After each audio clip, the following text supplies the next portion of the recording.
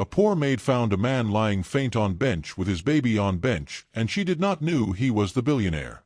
The early morning mist clung to Central Park like a gossamer veil as Maria Rodriguez made her way through the familiar paths, her worn sneakers padding softly against the dew-dampened ground.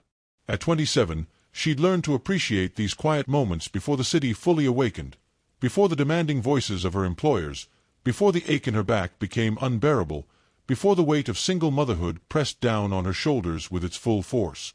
She adjusted the baby carrier strapped to her chest, where 1-year-old Sophia slept peacefully, her tiny fist curled against Maria's heart. These morning walks were a luxury Maria could barely afford, stolen minutes between her night shift cleaning office buildings and her day job as a live-in maid for the Cunningham family on the Upper East Side. But Sophia needed fresh air, and Maria needed to remember what hope felt like. The sun was just beginning to paint the sky in shades of rose and gold when Maria spotted him, a man slumped on a weathered park bench, his expensive suit rumpled and stained, his face pale as death.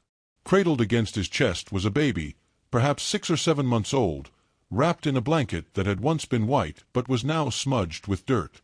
Maria's heart lurched. Her first instinct was to hurry past. New York had taught her that minding your own business was often the safest course. But the baby let out a weak whimper, and Maria's feet stopped moving. She knew that sound. It was the sound of hunger, of need, of a child whose world had tilted dangerously off its axis. "Sir," she called softly, approaching with caution. "Sir, are you all right?" The man didn't respond. Up close, Maria could see the gray tinge to his skin, the way his breath came in shallow gasps. His arms were locked around the infant, protective even in unconsciousness. The baby looked up at Maria with wide, frightened eyes, startlingly blue against a face flushed with fever. Maria's training as a mother overrode her hesitation. She pressed 2 fingers to the man's neck, relieved to find a pulse, though it was rapid and thready. His forehead burned under her touch. The baby began to cry in earnest now, a thin, desperate wail that cut through the morning stillness. "Sure, pequeño, sure," Maria murmured, her mind racing. She should call 911. She should get help. But her phone was an ancient flip phone with barely any minutes left, and she'd already used most of them this month calling to check on Sophia during her night shifts. She looked around the park, empty except for a distant jogger who showed no signs of stopping. The man's eyes fluttered open briefly, unfocused and glassy with fever. "Emma," he whispered, his voice cracked and raw. "My daughter, please. Emma." Then his eyes rolled back, and he slumped further into the bench. Maria made her decision. She couldn't leave them here. The morning was cold, and both father and child clearly needed immediate help. With trembling fingers, she managed to gently extract the baby from the man's arms. The infant was burning up, her little body radiating heat even through the blanket. Maria positioned her in the carrier alongside Sophia. The 2 babies nestled together, then turned her attention back to the man. "Sir, you have to wake up," she said firmly, patting his cheek. "Your baby needs you. Please, wake up." His eyelids fluttered again. "Can't, hospital, no ID, they'll take her." His words were disjointed, panicked. Maria understood fear in a man's voice. She'd heard it before, in different contexts, in different languages. This was the fear of a father terrified of losing his child. Whether his fears were rational or fever-induced didn't matter. She couldn't abandon them. "I live close," she lied. Her small room in the Cunninghams' basement was 40 minutes away on foot. "Can you walk if I help you?" It took every ounce of strength Maria possessed to get him upright. He was tall, easily 6 feet, and though illness had weakened him, he was still substantially heavier than she was. He leaned against her, his arm draped over her shoulders, and together they began the long, agonizing journey toward the subway station. People stared as they passed. A disheveled man in a $1,000 suit, a maid in her worn uniform, 2 babies strapped to her chest. Maria kept her eyes forward, her jaw set with determination. Sophia had begun to fuss, confused by the additional weight and movement, but Maria had nothing to offer her except whispered reassurances in Spanish. The man, she didn't even know his name, stumbled several times, nearly dragging them both down. Each time, Maria locked her knees and held firm, remembering the years she'd spent hauling heavy bags of laundry, scrubbing floors on her hands and knees, carrying Sophia and groceries and everything else life demanded of her. She was stronger than she looked. She had to be. "What's your name?"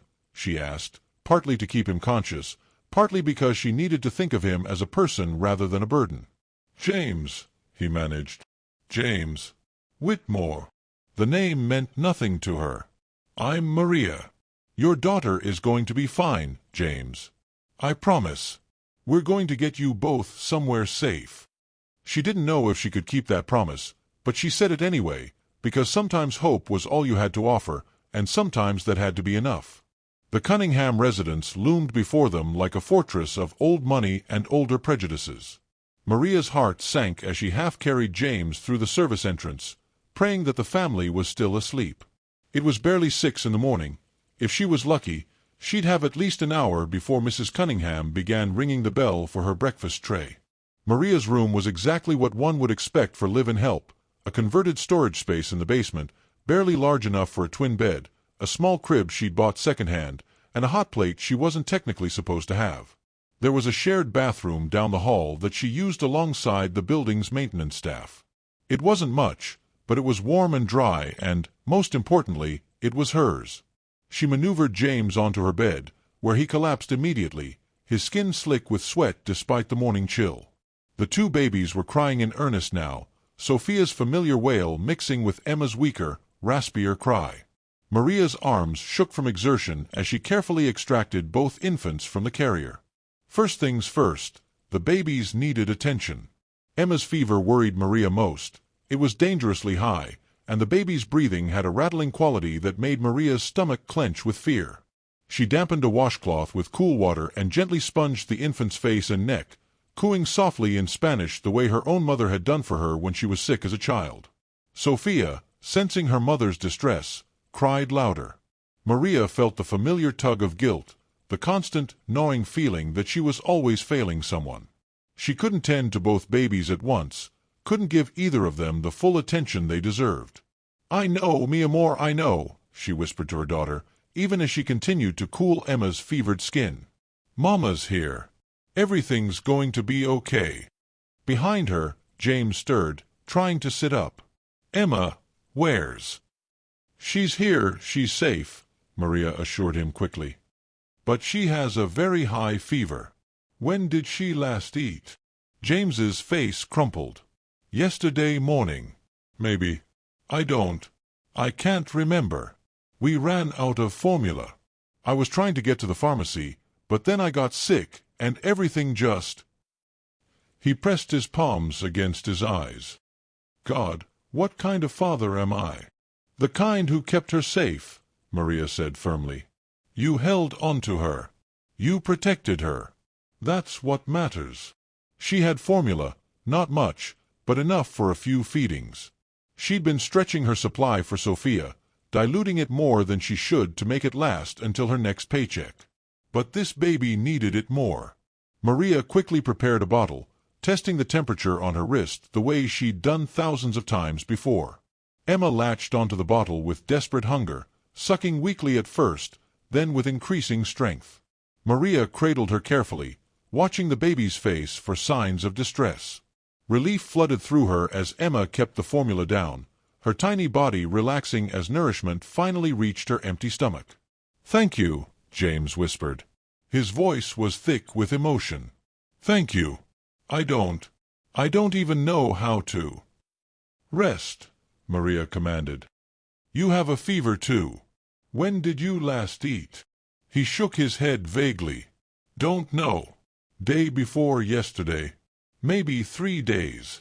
Maria felt anger flash through her, not at him, but at the circumstances that could reduce a man to this state, that could leave a baby unfed and burning with fever.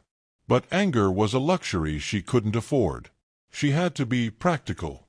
She had bread, slightly stale but still edible. She had peanut butter. She had the last of the fruit she'd saved for Sophia's breakfast. She assembled it all on a plate and brought it to James, along with a glass of water. "Eat," she said. "Slowly. Your stomach won't handle much at first." While he ate with shaking hands, Maria fed Sophia, who had finally calmed down enough to accept her own bottle.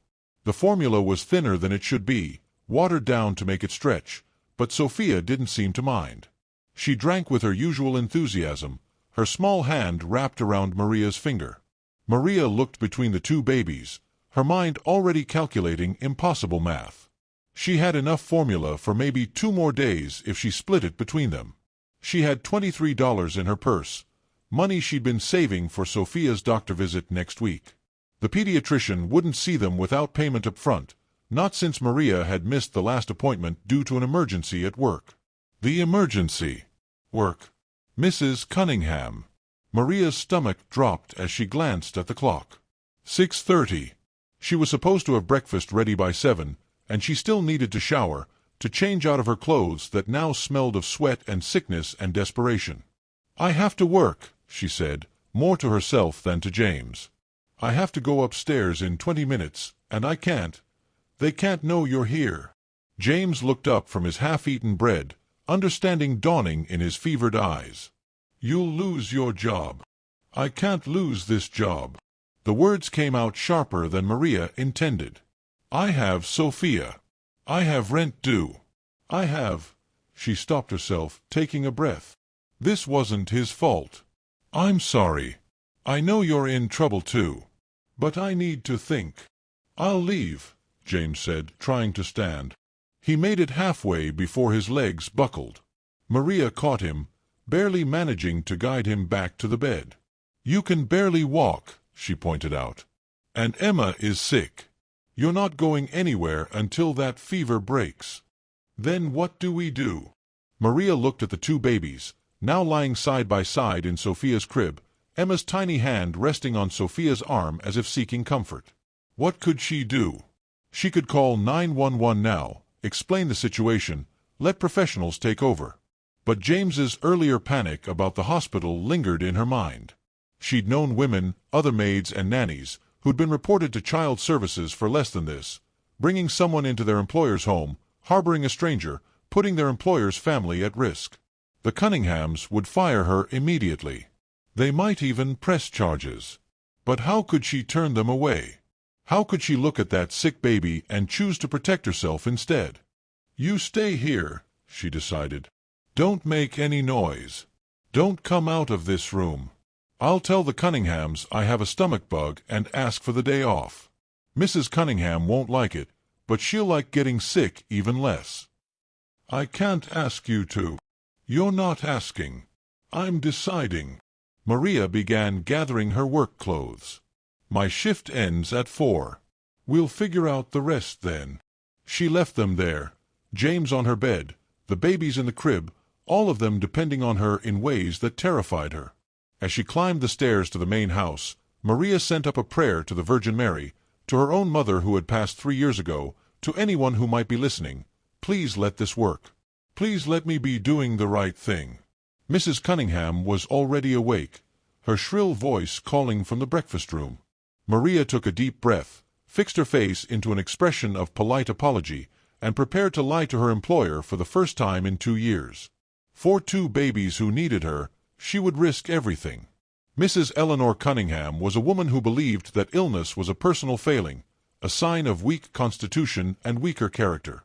She sat at her antique breakfast table in a silk robe that cost more than Maria's monthly salary, her nose wrinkled in distaste as Maria delivered the news. "A stomach bug," Eleanor repeated, as if Maria had announced she'd contracted the plague. "How terribly inconvenient, Maria. The Hendersons are coming for dinner tonight, and you know how particular Thomas is about the presentation." "I'm very sorry, Mrs. Cunningham," Maria said, keeping her eyes lowered. "I can still prepare everything this morning. I just need to rest this afternoon so I don't get worse." "Well, I suppose that's sensible." Eleanor sighed dramatically. "Though I don't understand why these things always happen at the worst possible times. You really should take better care of yourself. Perhaps you're not getting enough vitamins." Maria, who had skipped dinner the previous 3 nights to make sure Sophia had enough to eat, simply nodded. "Yes, ma'am." And what about that baby of yours? She's not sick too, is she? I won't have illness spreading through the house. Sophia is fine.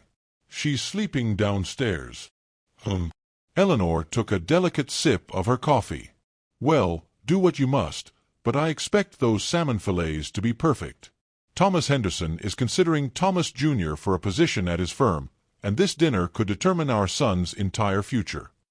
As if salmon could determine anyone's future, Maria thought, but she kept her expression neutral.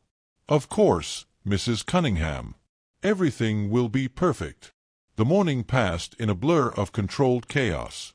Maria prepared the Cunninghams' breakfast with hands that shook from exhaustion and worry.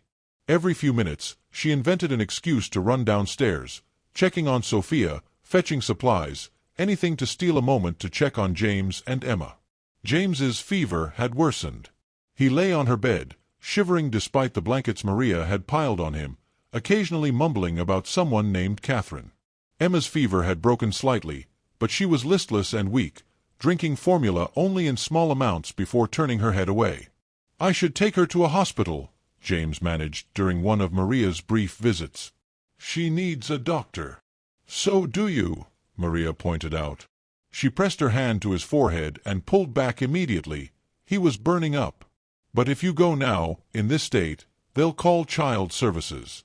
They'll think you're unfit, that you hurt her. Is that what you want?" "No." The word was barely audible. "They'll take her away from me, like they wanted to before. Catherine's parents. They said I couldn't care for a baby alone. They said." He trailed off, his eyes closing. "Who's Catherine?" Maria asked gently, though she was already beginning to understand. "My wife. She died 7 months ago. Emma was just born." A tear slid down his temple. "I'm all Emma has. And I'm failing her. Just like they said I would." Maria's heart ached. She knew that fear, the terror of being deemed unfit, of having your child taken away because you were poor, or alone, or different from what society expected. She'd felt it every time a social worker had visited the house, every time someone at the welfare office looked at her with judgment in their eyes. "You're not failing her," Maria said firmly. "You got sick. That can happen to anyone. But you kept her safe. You held on to her." "I had nowhere to go," James confessed. "Lost my apartment 3 weeks ago. We've been staying in my car, but it got towed. I had some money, but my wallet got stolen in a shelter. No ID, no credit cards. Just Emma and the clothes on my back." Maria stared at him, trying to reconcile this story with the expensive suit he wore, the gold watch on his wrist that she'd noticed earlier. "That suit costs more than I make in 6 months." James laughed bitterly. "Wedding suit. Only decent thing I have left. Wore it to try to look presentable when I went to beg Catherine's parents for help. They slammed the door in my face. Said if I really cared about Emma, I'd give her to them to raise properly." "So you ran." "So I ran." He opened his eyes, meeting Maria's gaze.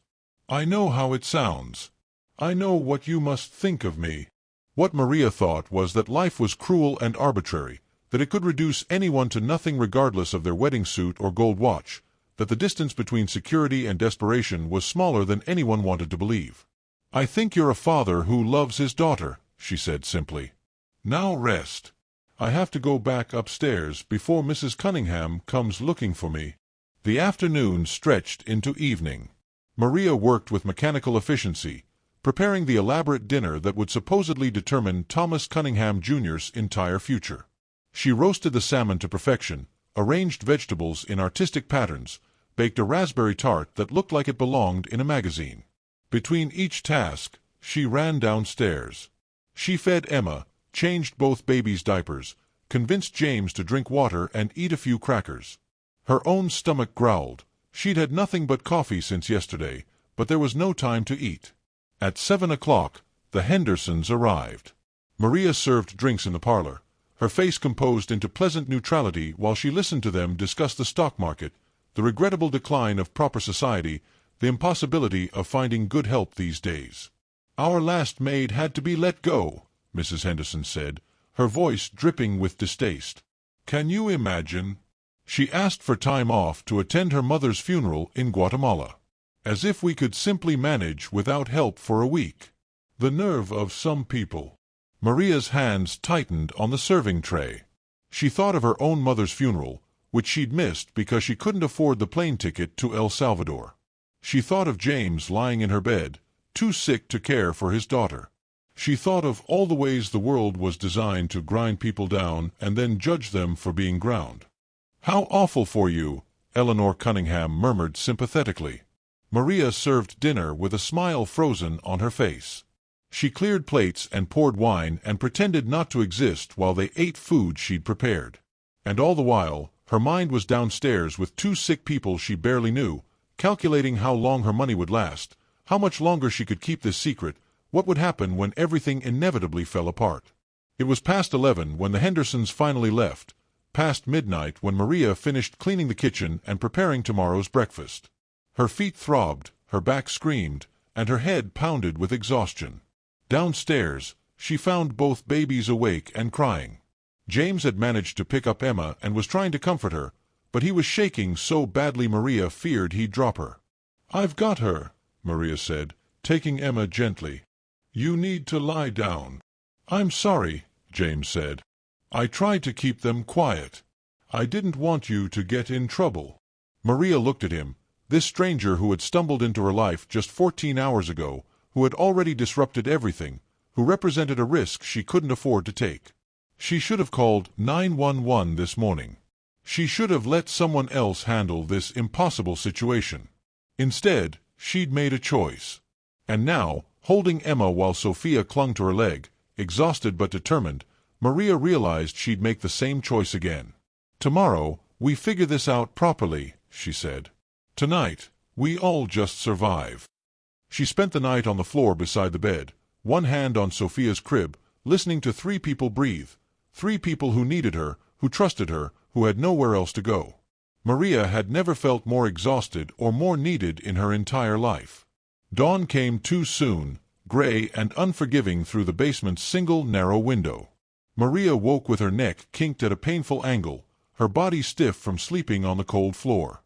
For a blessed moment, she forgot about everything, and then reality crashed back in. Emma was crying, a weak, pitiful sound that made Maria's chest tighten with worry. James was worse, shivering violently despite the blankets, his breathing labored and harsh. And Sophia, sweet Sophia, had developed a runny nose during the night, probably from stress and the disrupted routine. "No, no, no," Maria whispered, pressing her hand to Sophia's forehead. "Please don't let her be getting sick too." Sophia's temperature was normal, thank God. Just a cold, probably. But Emma's fever had spiked again, and when Maria tried to give her a bottle, the baby couldn't seem to muster the strength to drink more than an ounce. This had gone beyond what Maria could handle alone. Emma needed a doctor. James needed a doctor. But it was 5:47 a.m., Maria had exactly $17 left after buying more formula yesterday, and she was due upstairs to prepare breakfast in 13 minutes. She did the mental math one more time, hoping it would somehow come out differently. It didn't. One urgent care visit with no insurance would cost at least $200. The emergency room would be more. Even if she used every penny she had, maxed out the credit card she'd been trying to pay off for 2 years, it wouldn't be enough. But Emma's lips had a bluish tinge that terrified Maria.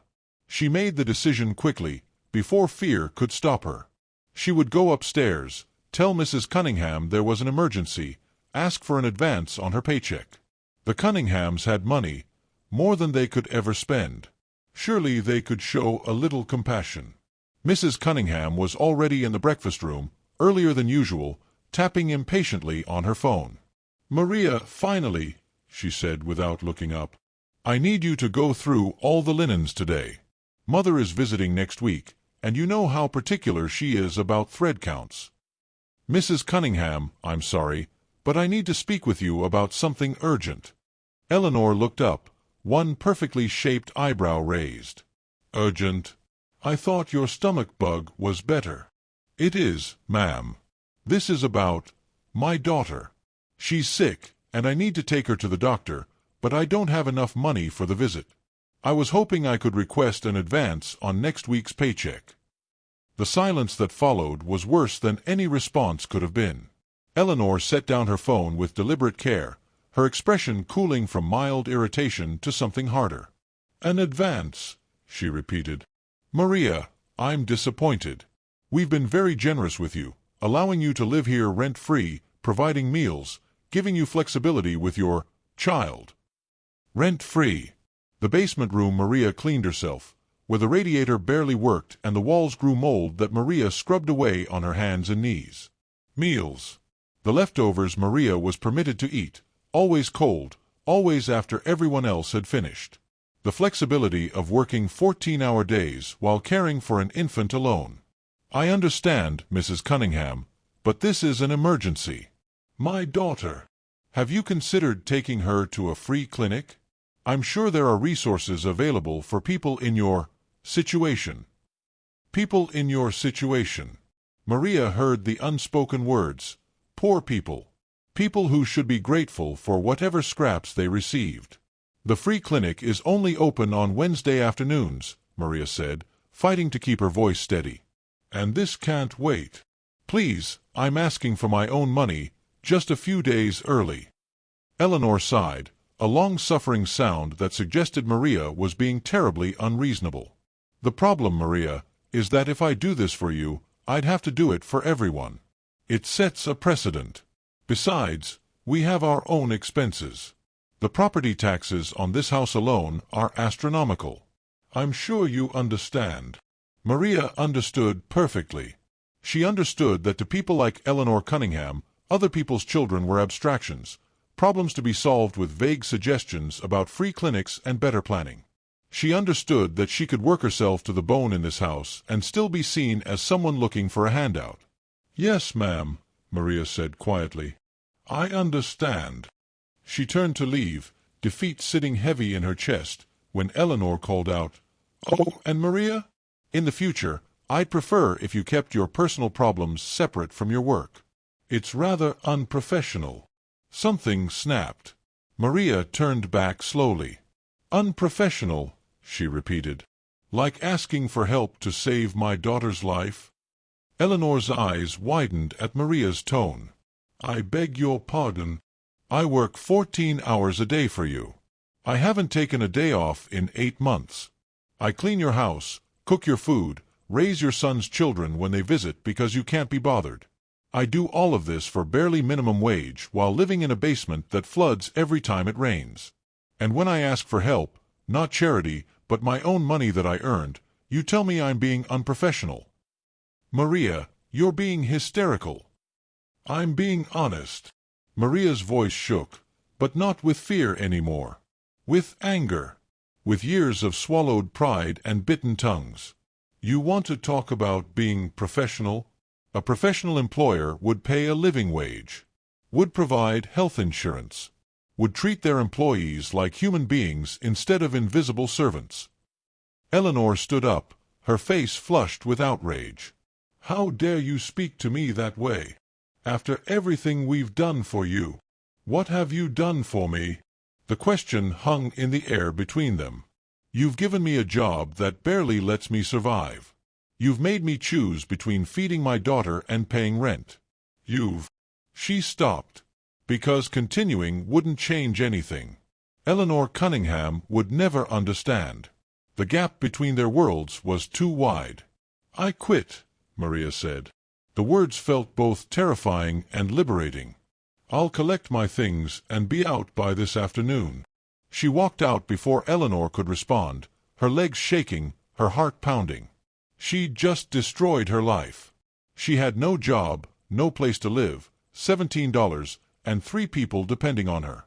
But God, it had felt good to finally tell the truth. Downstairs, she found James awake, looking worse than ever. He took one look at her face and knew. "What happened?" "I quit my job," Maria said. She expected to feel panic. Instead, she felt oddly calm. "Which means we need to leave. Today. As soon as possible." "Maria." "No." This is my fault. You can't. It's not your fault. It's been coming for a long time. She began gathering their few belongings with quick, efficient movements. But we have a bigger problem. Emma needs a hospital. Look at her. James looked at his daughter, really looked, and Maria saw the moment he registered how bad things had gotten. Emma lay limp in the crib, her breathing shallow, her skin gray. "Oh God," he whispered. "Oh God, Emma, I'm sorry." "We need to get her to an emergency room," Maria said. "I don't care about the money anymore. We'll figure it out later." "I can't pay." "Then we can't pay. But we're not letting her die because we're broke." She wrapped Emma in a clean blanket, gathering Sophia into her arms as well.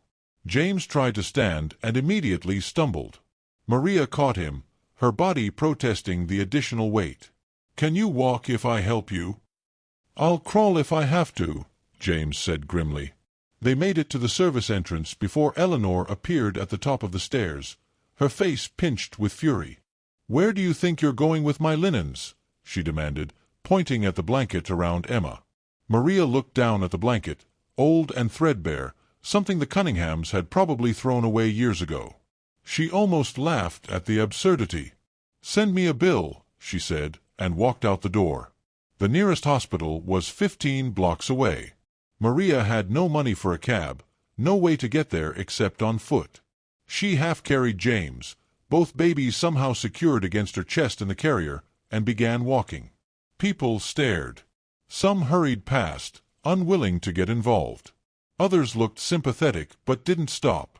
Maria kept moving, one foot in front of the other, because stopping wasn't an option. They were 6 blocks from the hospital when James collapsed completely, taking them both down. Maria managed to twist at the last second, protecting the babies as they hit the sidewalk. Pain shot through her shoulder, but she barely felt it. "Help!" she shouted to the passing crowd. "Please, someone help! These babies need a doctor." Most people kept walking. But one woman stopped, a young professional in a business suit, her face concerned. "Are you okay? Should I call 911? "Yes," Maria gasped. "Please. The baby, she's very sick." The woman pulled out her phone, and Maria closed her eyes in relief. Help was coming. They'd made it. She looked down at Emma, at Sophia, at James's unconscious form beside her on the cold sidewalk. What a sight they must make, a maid and a man in a ruined suit, 2 babies, no money, no home, nothing but each other. And somehow, impossibly, that felt like enough. The emergency room was a blur of harsh fluorescent lights and urgent voices. Paramedics had arrived within minutes of the 911 call, and Maria watched as they loaded James and Emma onto gurneys with practiced efficiency.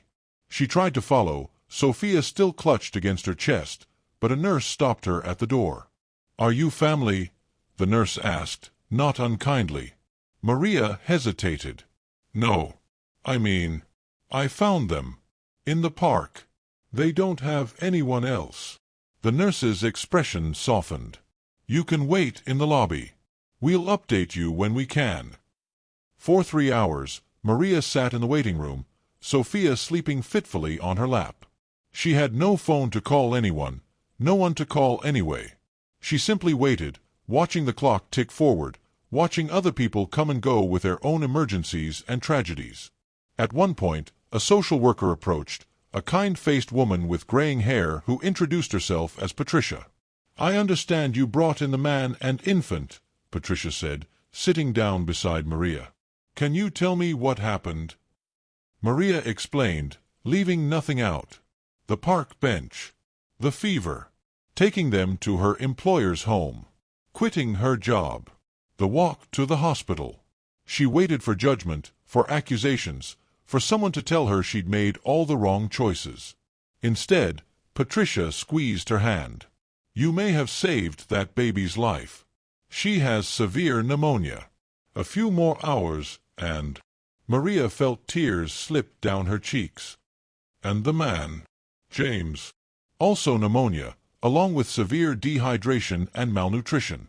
They're both getting 4 antibiotics now. They'll be okay, Thanks to you. I didn't do anything special. Anyone would have. But they didn't, Patricia interrupted gently. You did. That matters. Another hour passed before a doctor came out, looking tired but satisfied.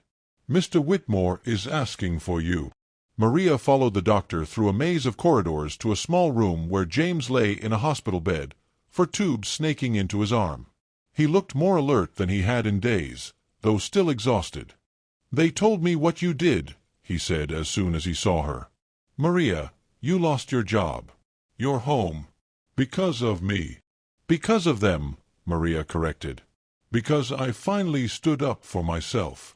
You were just the catalyst. I need to tell you something. James took a shaky breath. I lied to you. Or at least, I didn't tell you the whole truth. Maria sat down slowly, suddenly wary. What truth?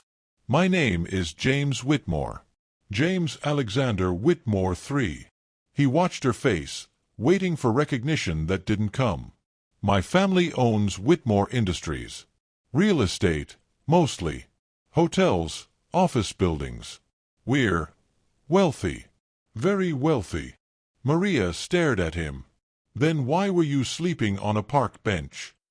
Because having money and having access to it are two different things. James's voice was bitter. When Catherine died, I fell apart. I couldn't work, could barely function. I was grieving and trying to care for a newborn, and I was doing both badly. Catherine's parents filed for custody. They said I was unstable, unfit. My own family agreed with them. They said if I stepped back from the company, let them raise Emma, they'd make sure I got help. But you refused. Emma is all I have left of Catherine. The idea of losing her. He swallowed hard. So I ran. Took Emma and disappeared. But my family froze my accounts. Said it was for my own good, that I was having a breakdown. Maybe I was. I couldn't access any money, couldn't use credit cards, everything was flagged. I sold what I could, but that ran out. Lost the apartment when I couldn't pay rent without a bank account. It's amazing how fast you can fall when you have nothing. Maria thought about her own life, how she'd been one missed paycheck away from disaster for years. Not that amazing, she said quietly. I'm sorry I wasn't honest with you. You were sick and scared. And honestly, Maria laughed without humor. It doesn't change anything. Rich or poor, you still needed help. Emma still needed help. But it does change things, James insisted. Because now I can help you. Once I sort out this mess with my family, I can. I don't want your money, Maria said firmly. Why not? You've lost everything because of me. I lost a job that was killing me slowly. I lost a room in a basement that flooded. I lost the illusion that working hard and being grateful would be enough. Maria looked at Sophia, who was waking up, rubbing her eyes. Maybe I needed to lose those things to figure out what I really want. Which is? I don't know yet, Maria admitted. But I know it's not living in someone else's basement, eating their leftovers, being invisible. A nurse knocked on the door. Mr. Whitmore, there are some people here to see you. They say they're your family. James's face went pale. Tell them. But it was too late. A man and woman in expensive clothes swept into the room, followed by two attorneys carrying briefcases. The man was an older version of James, same height, same build, same blue eyes now filled with cold fury. James, the man said, enough of this nonsense. It's time to come home. Father. James's voice was flat. Mother. The woman, impeccably dressed, her face tight with what might have been worry or might have been irritation, looked at Maria with barely concealed distaste. Who is this? This is Maria Rodriguez, James said. She saved my life. And Emma's life. How fortunate, Mrs. Whitmore said in a tone that suggested she found it anything but. We'll be sure to compensate her for her trouble. Now, we have a car waiting. The family doctor will meet us at home, and we can sort out this entire unfortunate incident privately." "What about Emma?" James asked. "Emma is being well cared for in the pediatric ward," Mr. Whitmore said. "She'll be transferred to a private facility as soon as the doctors clear her. Catherine's parents have already been notified. They're on their way." "No." James tried to sit up, wincing as the four pulled. "You're not taking her from me. James, be reasonable." His mother's voice was strained. "Look at yourself. You're sick, you have no home, you were found unconscious in a park. This isn't about punishment, it's about what's best for Emma." "I'm her father." "And you're ill," Mr. Whitmore said. "You need help. Real help. Once you're stable, once you've proven you can manage." "Proven to who?" "You." "Catherine's parents who hate me." James's voice cracked. "Emma needs her father, not a trust fund." Maria had been silent during this exchange, but now she stood up, shifting Sophia to her hip. "Excuse me," she said quietly. All eyes turned to her. Mrs. Whitmore looked annoyed at the interruption. "You say you want what's best for Emma," Maria continued. "But what Emma needs is her father. I've spent 3 days with them. James never stopped protecting her, even when he could barely stand. Even when he was sick and starving, he held on to her. That's love. That's what matters. Miss Rodriguez, is it?" Mr. Whitmore's tone was patronizing. "I'm sure you mean well, but this is a family matter. It doesn't concern you." "It concerns anyone who cares about that baby," Maria shot back. "Money doesn't make you fit parents. My employer had all the money in the world, and she couldn't spare 5 minutes of genuine kindness. James has nothing right now, but he has love. He has commitment. He has—" "This is absurd," Mrs. Whitmore interrupted. "James, tell this woman to leave so we can discuss this properly." "No," James said. "Maria stays. She's right. You don't care about Emma. You care about control. About appearances. About what people will think of the Whitmore family having a scandal." "That's unfair," his mother said, but her voice wavered. "Is it? When have you ever asked me what I need? What Emma needs? You just assume you know better because you have money and lawyers and the right last name." The room fell silent. One of the attorneys cleared his throat. "Mr. Whitmore, we can discuss the custody arrangements once you've recovered. For now, I'm her father, and I say she stays with me. Maria found us when we needed help. She didn't ask who we were or whether we could pay her back. She just helped. That's more than I can say for any of you." Mrs. Whitmore's composure finally cracked. "James, please. We're trying to help." "Then help," James said. "Unfreeze my accounts. Let me access my own money. Get me a lawyer who works for me, not the family. And let me raise my daughter." Father and son stared at each other. Finally, Mr. Whitmore nodded slowly. "Fine. But you will see a therapist. You will take the help you need. And if at any point the doctors believe Emma is at risk—" "She won't be," James said firmly. "I promise you that." The Whitmores left with their attorneys, the room suddenly feeling larger and emptier. Maria turned to James. "That was brave," she said. "That was terrifying," James corrected. "But necessary." He looked at her seriously. "Maria, I meant what I said. You saved us. Let me help you now. Please." "James." "Not charity. A job. I'll need help with Emma when I leave here. Someone I can trust. Someone who actually cares about her, not just a paycheck." He smiled weakly. "You're overqualified, honestly. But the position's yours if you want it." Maria looked down at Sophia, then back at James. A job. Security. A chance to start over. But this time, with dignity. With respect. With someone who saw her as a person, not a servant. "I want to go to nursing school," she said suddenly. The thought had been buried for years, a dream she'd put aside as impossible. "If I work for you, I want to go back to school. During the day, when I can. And I want health insurance for Sophia. Done, James said immediately. Anything else? A salary. A fair one. And respect. You've already got that, James said.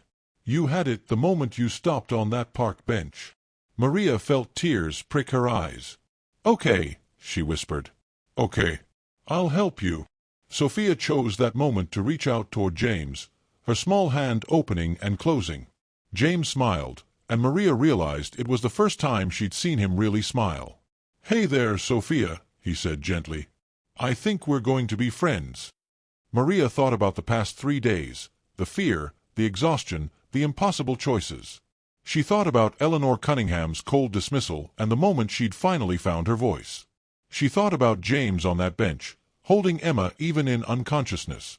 Sometimes help came from the most unexpected places. Sometimes family wasn't blood but choice. Sometimes the bravest thing you could do was stop and care when everyone else walked by. 6 months later, Maria stood in the kitchen of James's apartment, her apartment too now, preparing Sophia's breakfast while monitoring Emma in her high chair. The morning sun streamed through windows that overlooked Central Park, the same park where this unlikely story had begun. So much had changed. James had reconciled with his family, though on his own terms. He'd returned to work part-time at Whitmore Industries, proving to everyone, and perhaps to himself, that he could balance fatherhood and responsibility. Emma had recovered completely from the pneumonia, growing into a cheerful, chubby baby who loved to laugh at Sophia's antics. And Maria was thriving in ways she'd never imagined possible. She'd started nursing school in January, attending classes 3 days a week while James worked from home or his parents' nanny covered for her. The work was challenging, demanding, sometimes overwhelming. But for the first time in her life, Maria was building toward something bigger than survival. Morning, James said, walking into the kitchen with Emma in his arms. Did you finish that paper on pediatric care? At 2 a.m., Maria said, pouring coffee. I'm running on caffeine and determination. The best fuel. James settled Emma next to Sophia, and both babies immediately reached for each other's hands, a habit they developed over months of being raised together. I got an email from the Compassionate Care Foundation yesterday. Maria looked up, her heart skipping. The foundation James had started, focused on helping struggling single parents, had been his way of turning his own nightmare into something meaningful. Maria had helped him design the programs, drawing on her own experiences. And we got the final approval from the board. Full funding for the next 3 years. We can help hundreds of families, Maria. Housing assistance, childcare, medical care, job training, everything we wished we'd had access to. Maria felt tears well up, but they were happy tears. That's incredible. None of it would exist without you, James said quietly. You know that, right? Your insight, your experience, your refusal to let me make it some shallow charity project, that's what made it real. We make a good team, Maria said, and meant it. Their relationship had evolved into something neither of them had expected. Not romance, but a deep friendship forged in crisis and strengthened by mutual respect. They were partners in parenting, in purpose, in building lives that honored how far they'd both come. The doorbell rang, and James went to answer it while Maria wiped Sophia's messy face. She heard voices in the hallway, James's mother and father, making their weekly visit. Relations with the Whitmores were still complicated, but they'd softened. Maria thought grief had done that, forced them to confront what truly mattered. They'd lost a daughter-in-law and nearly lost their son and granddaughter. That kind of loss changed people, if they let it. Good morning, Maria, Mrs. Whitmore said, entering the kitchen. 6 months ago, she'd barely acknowledged Maria's existence. Now she smiled, genuinely, and asked about school. How are your classes going? Exhausting but wonderful, Maria admitted. I had my first clinical rotation last week. Pediatric ward. Following in your calling, Mr. Whitmore said, bouncing Emma on his knee. The sight of this powerful businessman making silly faces at his granddaughter never failed to amuse Maria. James tells us you're top of your class. James exaggerates. James tells the truth. James called from where he was feeding Sophia a bottle. They had breakfast together, this patchwork family of second chances. The Whitmores were learning to let James parent his way, to offer help without control. James was learning to accept support without seeing it as weakness. And Maria was learning that she deserved to be at this table, that her voice mattered, that her dreams were valid. After the Whitmores left, Maria got both babies ready for the day. Sophia was walking now, toddling around with Emma crawling to keep up. Maria watched them play, marveling at how much they'd grown. "I need to tell you something," James said, sitting down beside her. "Catherine's parents called yesterday." Maria tensed. James's in-laws had backed off the custody fight, but they remained a source of anxiety. "They want to see Emma. To apologize. To me, to you, to everyone." James rubbed his face. "I don't know if I'm ready to forgive them." "You don't have to be ready today," Maria said. "But Emma should know her grandparents. All of them. The good and the complicated." "When did you get so wise?" "When I learned that walking past someone who needs help is the easiest thing in the world. Stopping, that's hard. But it's also where everything good starts." James smiled. "You know what today is?" Maria checked the calendar. "Wednesday. Why?" "6 months ago today, you quit your job. Lost everything.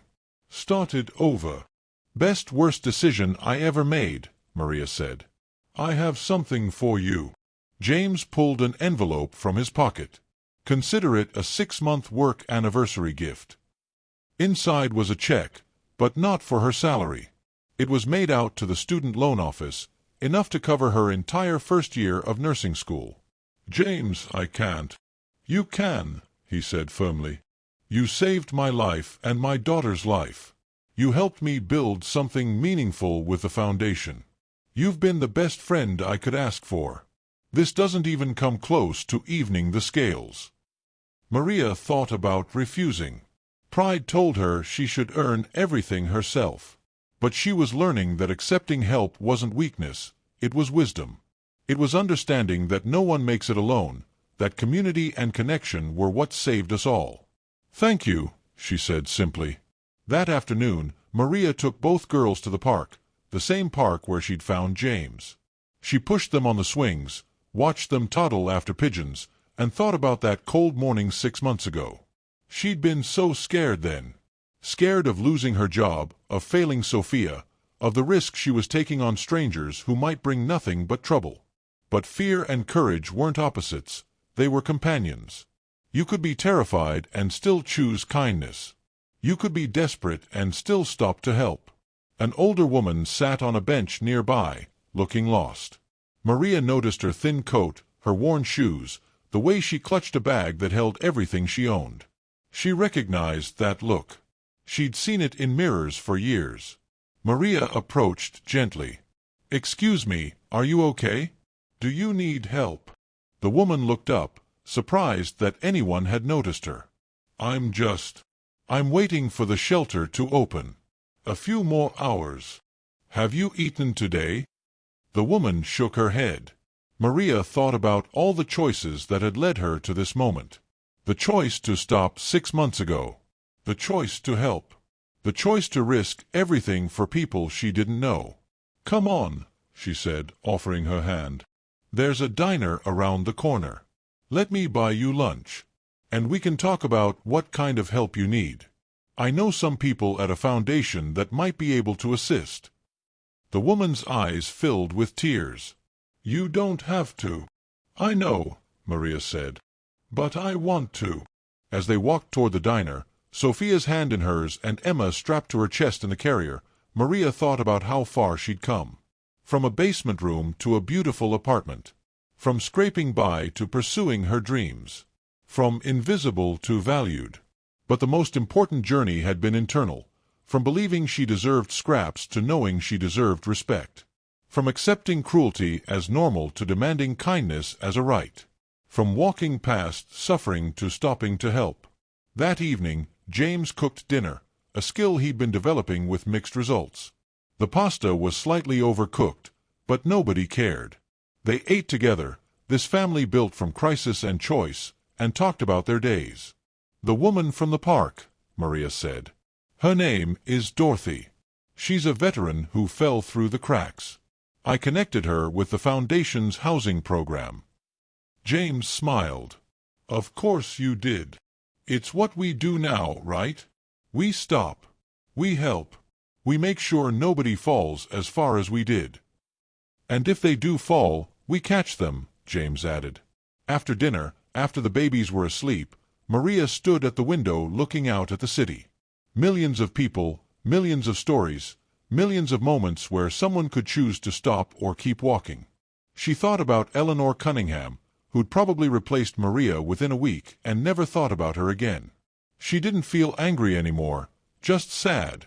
Sad for people who had so much and saw so little, who measured worth in money and missed everything that actually mattered. Her phone buzzed, a text from her study group, reminding her about tomorrow's exam.